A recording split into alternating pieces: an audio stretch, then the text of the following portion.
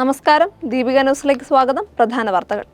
വലിയ പ്രശ്നങ്ങളില്ലാതെ കടന്നുപോകുമെന്ന് കരുതിയ ഇന്നത്തെ ഹർത്താൽ കേരളത്തിൽ പലയിടത്തും സംഘർഷഭരിതമായി മാറി. കണ്ണൂർ അഞ്ചരക്കണ്ടി ഡെന്റൽ കോളേജ് വിദ്യാർത്ഥി നിതിൻ രാജിന്റെ മരണത്തിൽ പ്രതിഷേധിച്ച് ദളിത് സംഘടനകൾ ആഹ്വാനം ചെയ്ത ഹർത്താലിൽ ജനം വലഞ്ഞു. ഹർത്താൽ വിജയിപ്പിക്കാൻ പ്രവർത്തകർ രാവിലെ മുതൽ സംഘടിച്ച് നഗരങ്ങളിലിറങ്ങിയതോടെ ദേശീയപാത അടക്കം സ്തംഭിച്ചു. ആശുപത്രിയിൽ പോയവരും പരീക്ഷയ്ക്ക് പോയവരുമെല്ലാം ഹർത്താലിൽ കുടുങ്ങി. തിരുവനന്തപുരം ജില്ലയിലെ ആറ്റിങ്ങൽ, കണിയാപുരം, നെടുമങ്ങാട്, കാട്ടാക്കട, തമ്പാനൂർ ഉൾപ്പെടെയുള്ള KSRTC ഡിപ്പോകളിൽ നിന്ന് സർവീസ് നടത്താനൊരുങ്ങിയ ബസ്സുകൾ ഹർത്താൽ അനുകൂലികൾ തടഞ്ഞു. തമ്പാനൂരിൽ ബസ് യാത്രക്കാരും ഹർത്താൽ അനുകൂലികളും തമ്മിൽ വാക്കേറ്റമുണ്ടായി. ജില്ലയിലെ വിവിധ സ്ഥലങ്ങളിൽ കടകൾ ബലമായി അടപ്പിച്ചു. ഹർത്താൽ അനുകൂലികൾ ബസ്സുകൾ തടഞ്ഞതും കടകൾ ബലമായി അടപ്പിച്ചതും പോലീസുകാർ നോക്കി നിന്നു. യാതൊരു നടപടിയും സ്വീകരിക്കാതെ പോലീസ് കാഴ്ചക്കാരായി നിന്നുവെന്ന് ആക്ഷേപമുയർന്നിട്ടുണ്ട്. കീം പരീക്ഷ എഴുതാൻ പരീക്ഷാ കേന്ദ്രങ്ങളിലേക്ക് പോയ വിദ്യാർത്ഥികളും VIT എൻട്രൻസ് എഴുതാൻ എത്തിയവരും റോഡിൽ കുടുങ്ങി.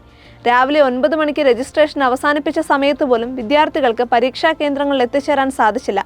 ദേശീയപാതയിൽ കഴക്കൂട്ടം മുതൽ കണിയാപുരം വരെയും ആറ്റിങ്ങൽ മുതൽ മംഗലപുരം വരെയും ഗതാഗതക്കുരുക്ക് അനുഭവപ്പെട്ടു. കണ്ണൂർ നഗരത്തിൽ രാവിലെ ഹർത്താൽ അനുകൂലികൾ വാഹനങ്ങൾ തടഞ്ഞ് റോഡ് ഉപരോധിച്ചെങ്കിലും പോലീസ് ഇവരെ അറസ്റ്റ് ചെയ്ത് നീക്കി. പത്തനംതിട്ടയിൽ പലയിടത്തും ഹർത്താൽ അനുകൂലികൾ കടകളും സ്ഥാപനങ്ങളും അടപ്പിച്ചു. അടൂരിൽ ഹർത്താൽ അനുകൂലികളും പോലീസും തമ്മിൽ കയ്യാങ്കളിയുണ്ടായി. ഹർത്താൽ അനുകൂലികൾ വാഹനങ്ങൾ തടഞ്ഞു. കോട്ടയം ജില്ലയിലെ പ്രധാന ടൗണുകളിലെല്ലാം സമരാനുകൂലികൾ വാഹനങ്ങൾക്ക് തീയിട്ടു. വാഹന ഉടമകളും ഹർത്താൽ അനുകൂലികളും തമ്മിൽ പലയിടത്തും വാക്കേറ്റമുണ്ടായി. ചിലയിടങ്ങളിൽ വാക്കേറ്റം സംഘർഷത്തിന്റെ വക്കിലെത്തി. കോട്ടയത്ത് കേരള ബാങ്കും അർബൻ ബാങ്കും സമരാനുകൂലികൾ അടപ്പിച്ചു. മുണ്ടക്കയത്ത് ദേശീയപാതയിൽ സമരാനുകൂലികൾ വാഹനങ്ങൾ തടഞ്ഞു. കോട്ടയത്ത് ലുലു മാൾ അടപ്പിക്കാൻ ഹർത്താൽ അനുകൂലികൾ ശ്രമം നടത്തി. മുണ്ടക്കയത്ത് രാവിലെ മുതൽ ആക്ഷൻ കൗൺസിൽ അംഗങ്ങളുടെ നേതൃത്വത്തിൽ തുറന്നു പ്രവർത്തിച്ച വ്യാപാര സ്ഥാപനങ്ങളും ബാങ്കുകളും അടപ്പിച്ചു.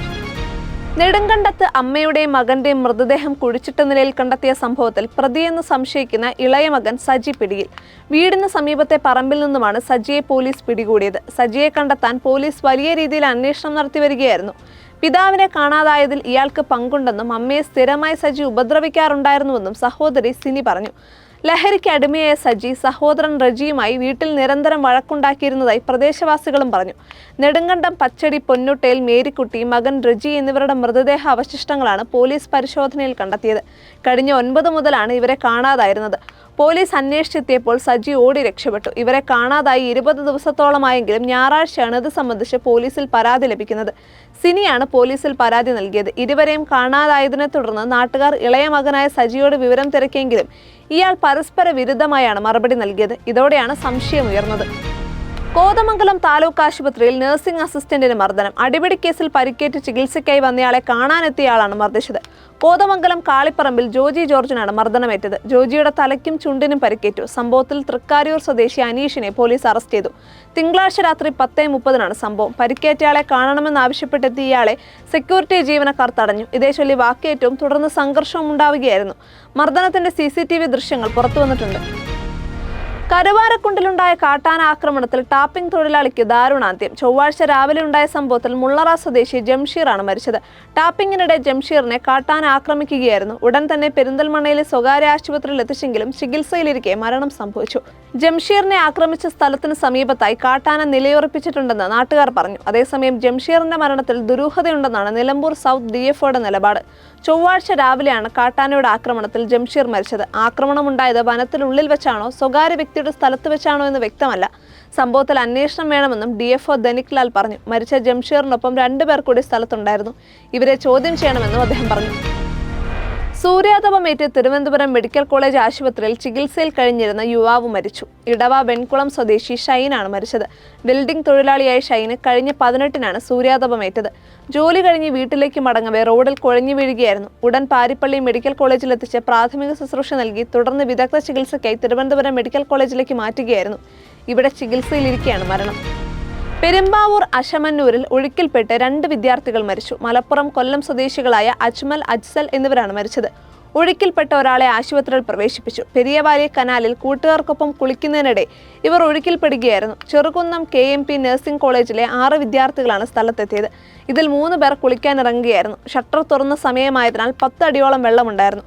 വെള്ളത്തിലേക്ക് ഇറങ്ങിയ വിദ്യാർത്ഥികൾ മുങ്ങിപ്പോയി. നാട്ടുകാരും ഫയർഫോഴ്സ് ഉദ്യോഗസ്ഥരും ചേർന്നാണ് വിദ്യാർത്ഥികളെ പുറത്തെടുത്തത്. ഒഴുക്കിൽപ്പെട്ട മൂന്നാമനെ കോതമംഗലത്തെ സ്വകാര്യ ആശുപത്രിയിൽ പ്രവേശിപ്പിച്ചു. ബാംഗ്ലൂരിന് സമീപം രാംനഗരയിലുണ്ടായ വാഹനാപകടത്തിൽ 2 മലയാളി യുവാക്കൾക്ക് ദാരുണാന്ത്യം. തിങ്കളാഴ്ച രാത്രിയിലുണ്ടായ അപകടത്തിൽ കാസർഗോഡ് വെള്ളരിക്കുണ്ട് സ്വദേശി PT സുബിൻ, വയനാട് സ്വദേശി അജിത് എന്നിവരാണ് മരിച്ചത്. ഇവർ സഞ്ചരിച്ചിരുന്ന പിക്കപ്പ് വാൻ നിയന്ത്രണം വിട്ട് ഡിവൈഡറിലിടിച്ച് മറിയുകയായിരുന്നു. ഡ്രൈവർ ഉറങ്ങിപ്പോയതാണ് കാരണമെന്നാണ് പ്രാഥമിക നിഗമനം.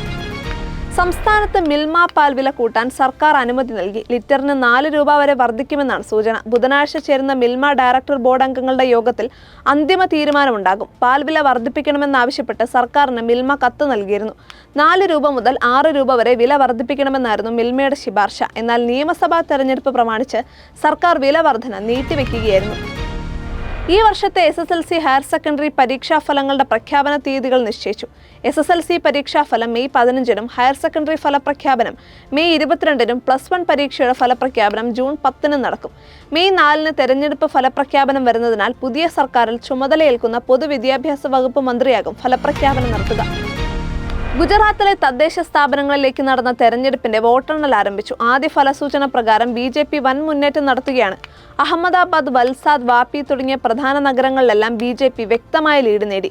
15 മുനിസിപ്പൽ കോർപ്പറേഷനുകൾ, 84 മുനിസിപ്പാലിറ്റികൾ, 200-ലധികം ജില്ലാ, താലൂക്ക് പഞ്ചായത്തുകളിലേക്ക് നടന്ന തെരഞ്ഞെടുപ്പിന്റെ വോട്ടെണ്ണലാണ് നടക്കുന്നത്.